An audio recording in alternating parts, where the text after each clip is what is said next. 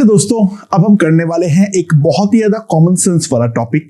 ठीक है, उसका नाम है प्रिंसिपल ऑफ एटॉमिक कंजर्वेशन और POSE। अच्छा, प्रिंसिपल ऑफ एटॉमिक कंजर्वेशन जो है that is completely based on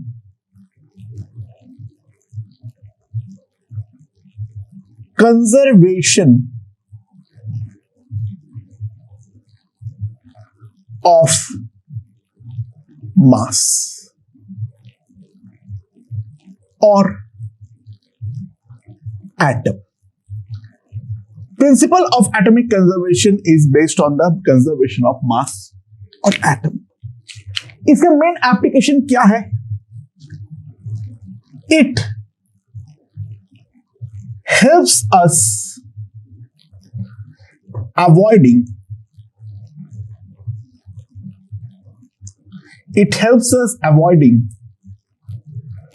balancing of a reaction.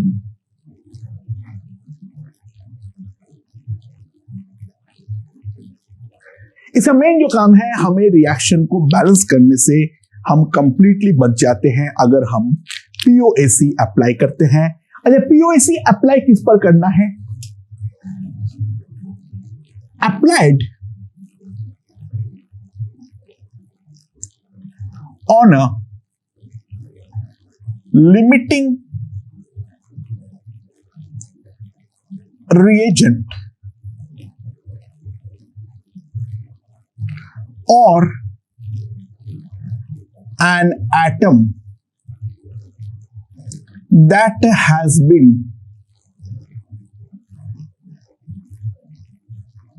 completely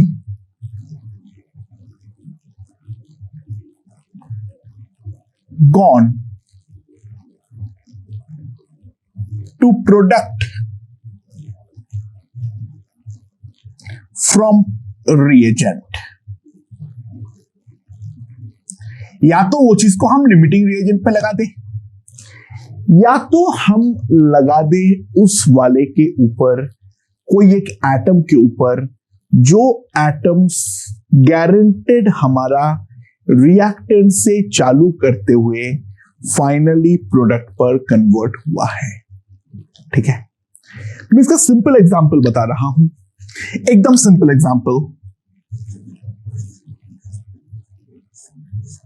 ठीक है, क्या है एग्जांपल? चलो मान लेते हैं कॉपर प्लस एक्सेस HNO3 हमें देता है CuNO3 whole twice plus something something, I don't know क्या क्या बन रहा है। ठीक है, तो मैं कॉपर अगर मान लो 63.5 ग्राम लेता हूं तो calculate the mass of CuNO3 whole twice produced।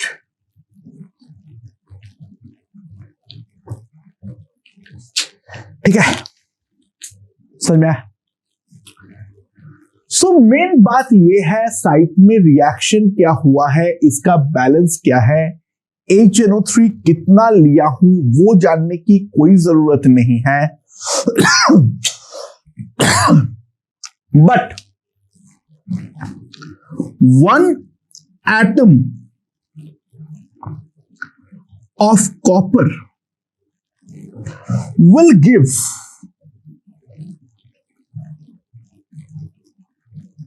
one molecule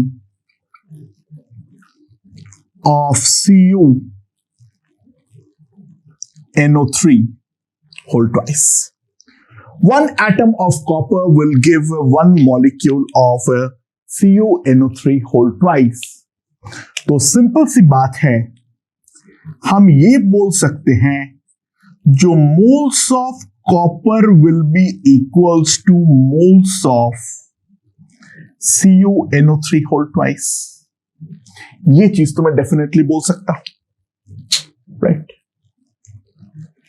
तो कॉपर का एटम के लिए अगर मैं देखूं तो 63.5 ग्राम कॉपर, मतलब ऑब्वियसली बात है 1 mole of copper atom initially मैंने लिया था।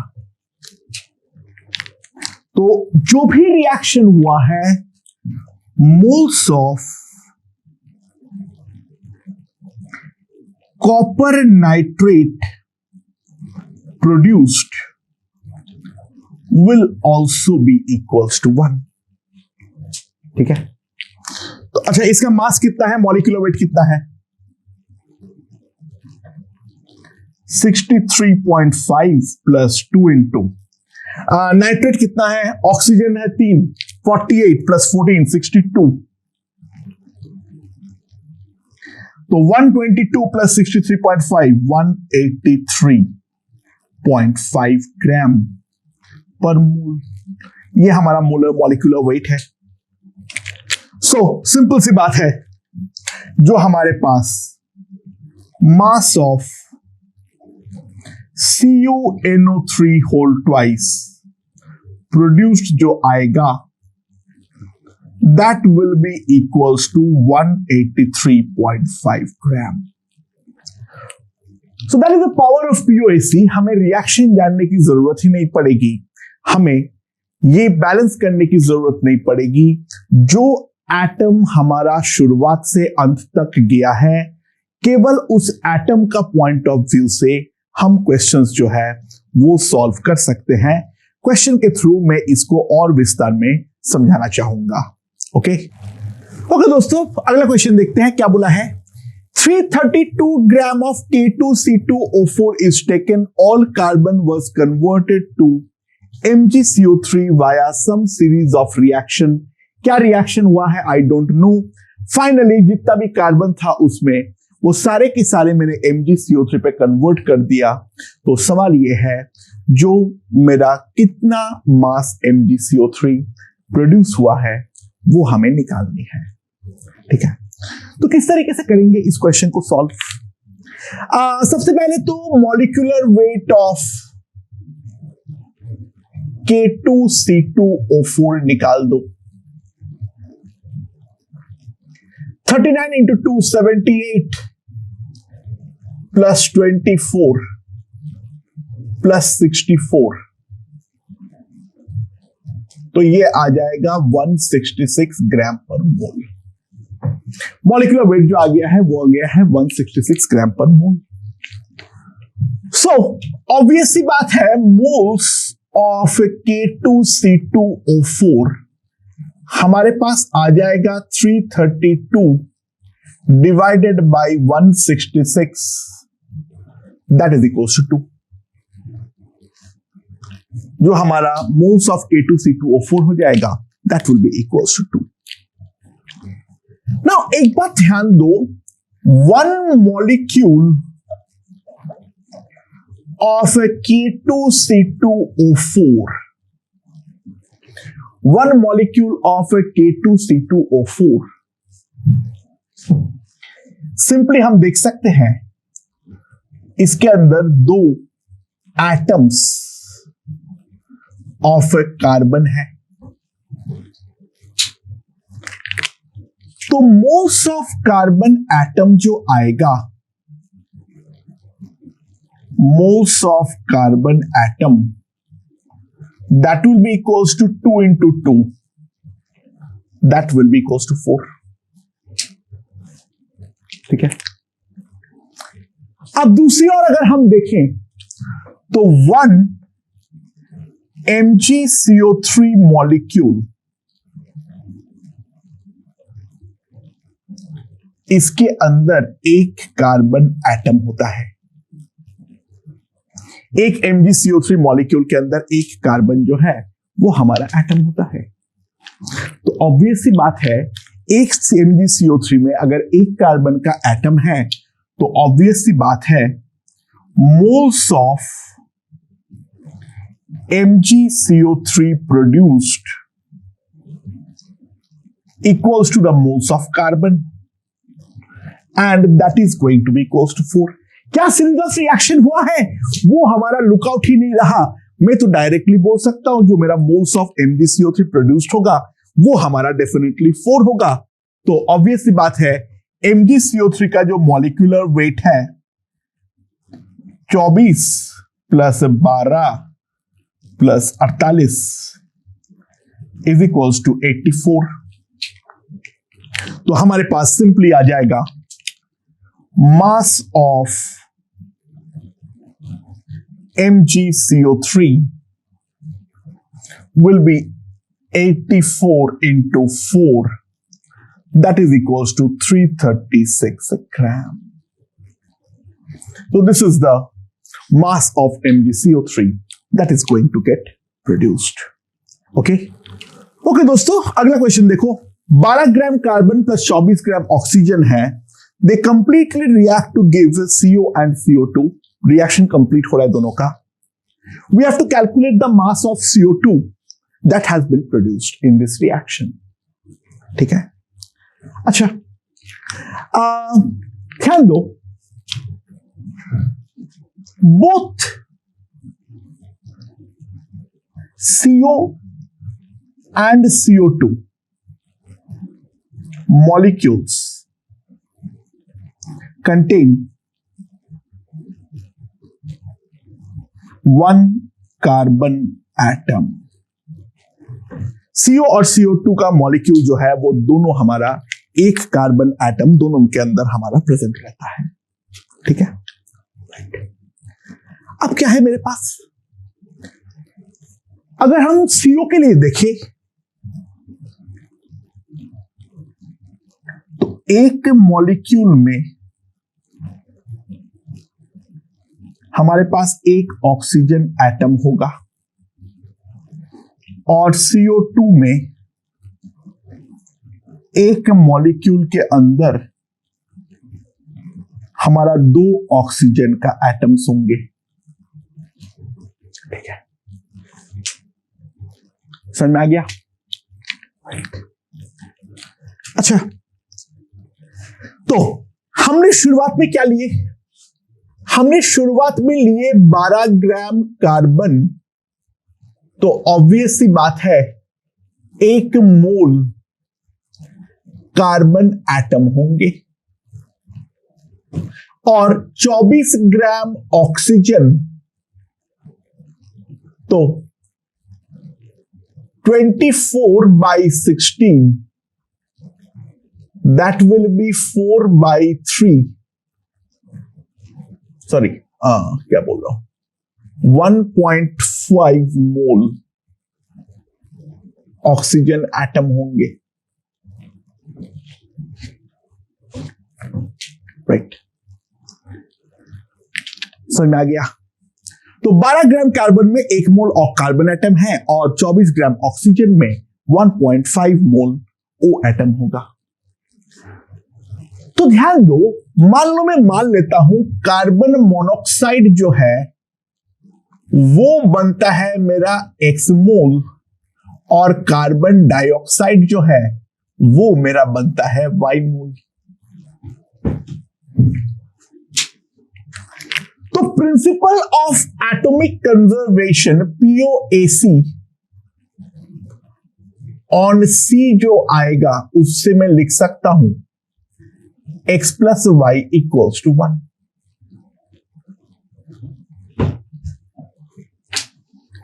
और दूसरा POAC ऑन O,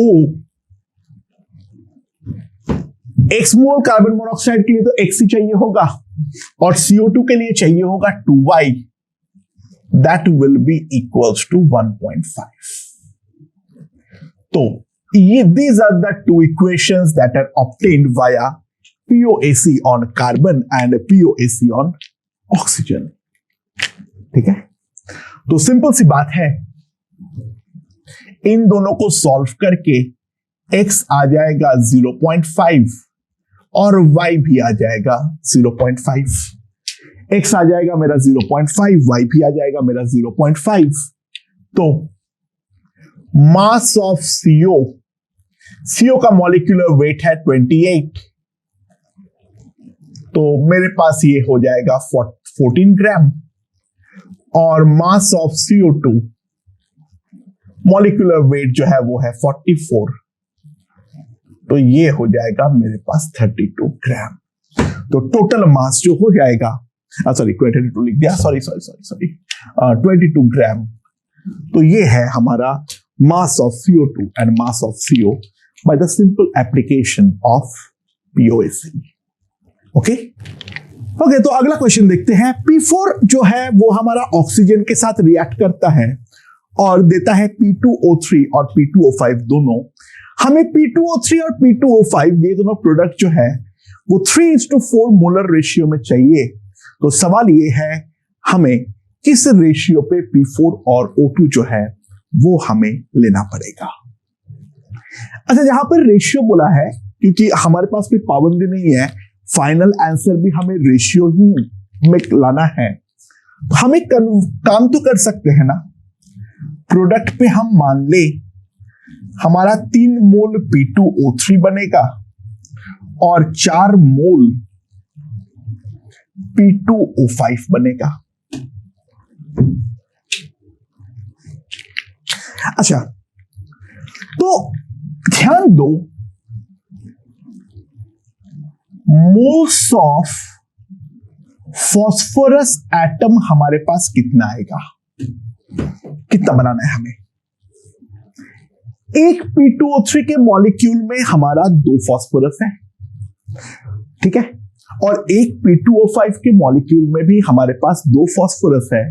तो मोल्स ऑफ फॉस्फोरस एटम क्या मैं बोल सकता हूं, बन जाएगा 3 into 2 plus 4 into 2, so that is equals to 14। And similarly जो हमारे पास मोल्स ऑफ ऑक्सीजन एटम होगा, क्या मैं बोल सकता हूं 3 into 3 plus 4 into 5 आएगा, so that will be 29। ठीक है,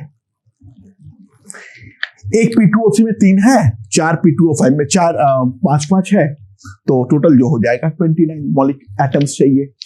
सो these are the moles of phosphorus atom and these are the moles of oxygen atom. तो मोल्स ऑफ P4 मॉलिक्यूल कितना हो जाएगा 14/4, क्योंकि 4 एटम के सहारे एक मॉलिक्यूल बनता है, तो इसका जो मॉलिक्यूल का मोल्स बनेगा वो होगा 14/4। और मोल्स ऑफ O2 मॉलिक्यूल क्या उसी लॉजिक से आ जाएगा 29/2। तो सिंपल सी बात है, जो हमारा मोलर रेशियो होगा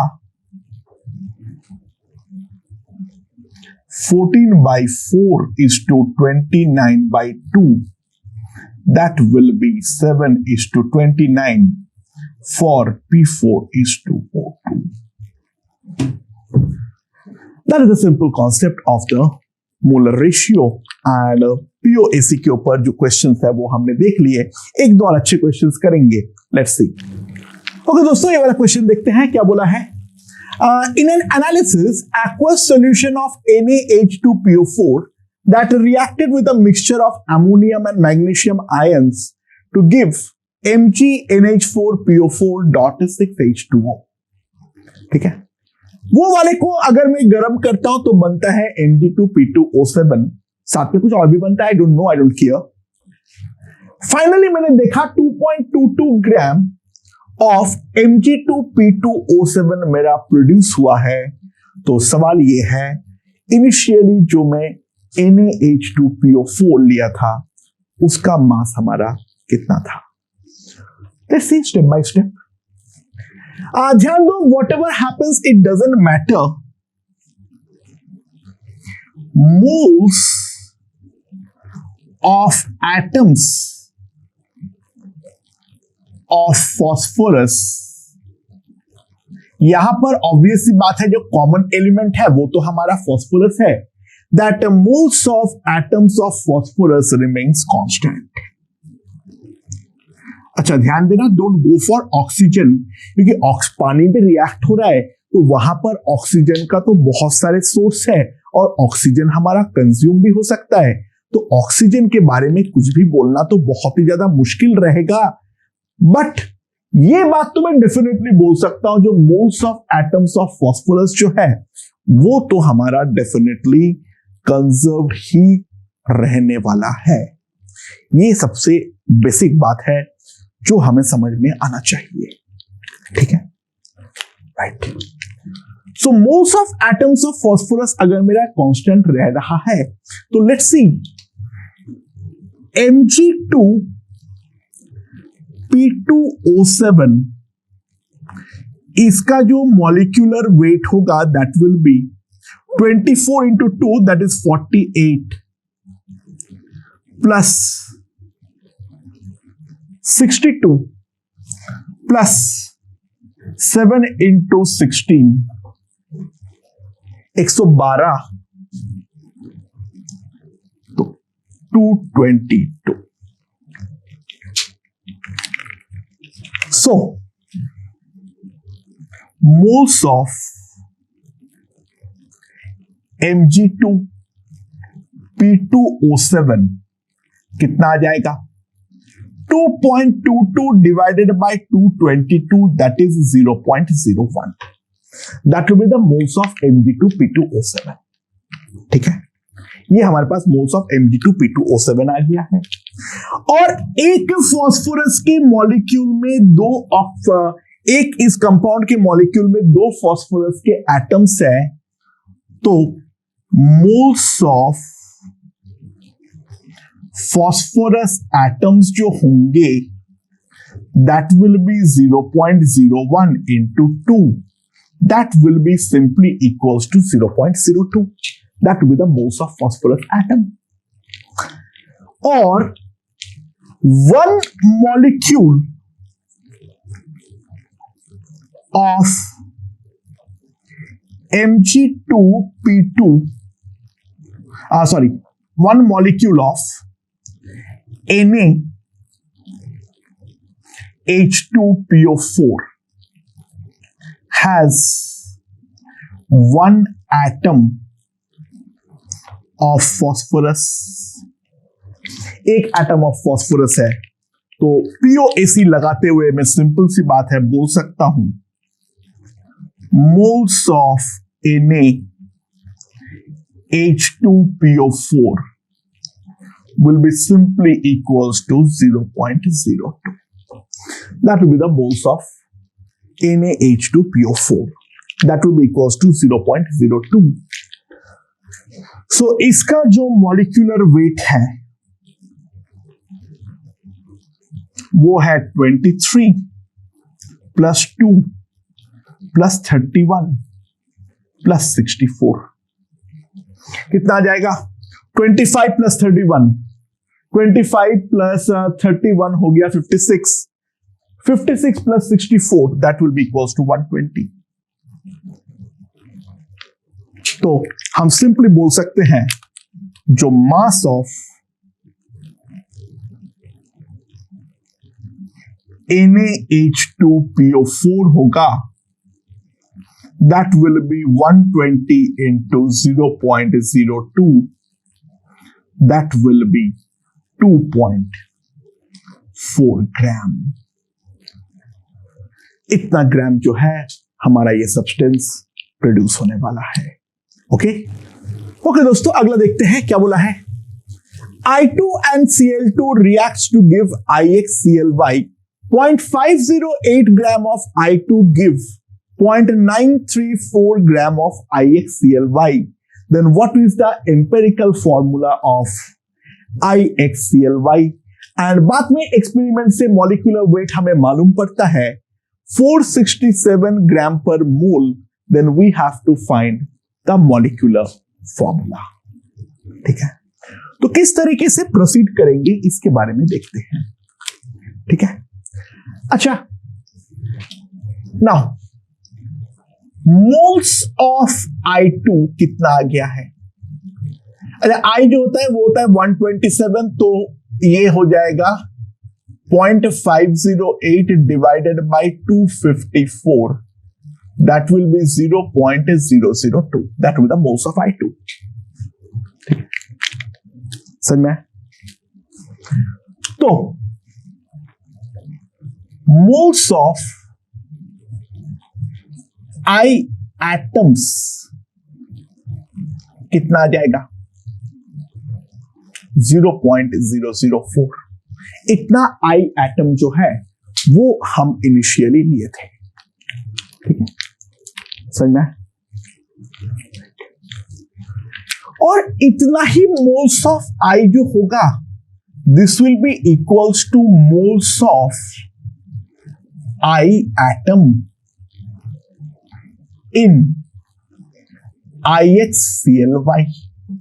इतना ही तो I एटम होंगे IXCLY पे।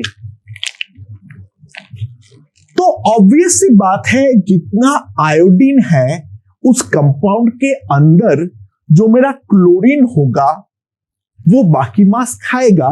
तो मैं ये बोल सकता हूं mass of Cl in IXCLY that will be 0.934 minus 0.508, 0.426 ग्राम। ये हमारे पास आ जाएगा। तो सिंपल सी बात है, मोल्स ऑफ Cl एटम्स कितना आएगा? 0.426 डिवाइडेड बाई 35.5, तो 0.012। ऑब्वियसली 71 जो है उसको 6 से काटता है, तो 0.012 हमारे पास आ जाएगा। तो I का एटम मेरा पहले से आ रखा है इस पे POAC से, Cl का एटम मैंने निकाल दिया। तो सिंपल सी बात है, I is to Cl will be 0.004, 0.012, that is 1:3।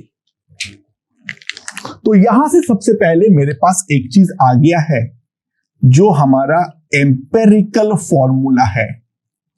Empirical formula क्या होता है? जो मिनिमम हम लिख सकते हैं, जो रेशियो हम लिखते हैं, that is simply coming out to be equals to ICl3।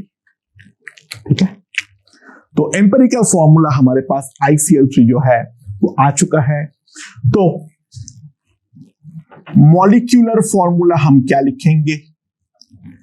Molecular formula will be simply equals to ICl3 whole n। पर मॉलिक्यूलर वेट हमें दे रखा है, तो 127 प्लस 35.5 इंटू 3 कितना हो जाएगा? 106.5 इंटू n, दैट इज 467। तो 233.5n 467, यानी n जो है वो हमारे पास आ गया है 2। तो यहां से हम लिख सकते हैं जो हमारा मॉलिक्यूलर फॉर्मूला है, that molecular formula is simply I2Cl6. This has a bright yellow color. It's a bright yellow solid I2Cl6. तो दोस्तों, POAC के बारे में बेसिक चर्चाएं जो है वो हमने कर लिए हैं, एंड क्वेश्चंस में POAC का इस्तेमाल बहुत ज्यादा है। थ्योरेटिकली तो इस पे कुछ भी नहीं है, it's completely common sense, is just another way of stating the conservation of mass. Okay.